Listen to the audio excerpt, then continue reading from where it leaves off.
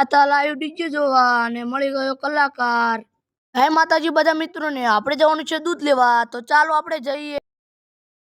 આપણે દૂધ લઈને ચાલતા થઈ ગયા છીએ. હવે આપણે જવાનું છે ભેંસ મૂકવા, તો ચાલો આપણે જઈએ.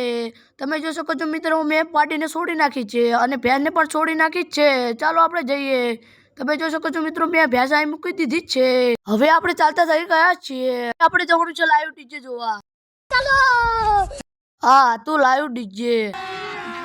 અભી મજા આયેગા ના ભીડો. આ છે કલાકાર, તે ગીતો ગાઈ રહ્યા છે. આ છે ઘોડી, તે ડાન્સ કરી રહી છે.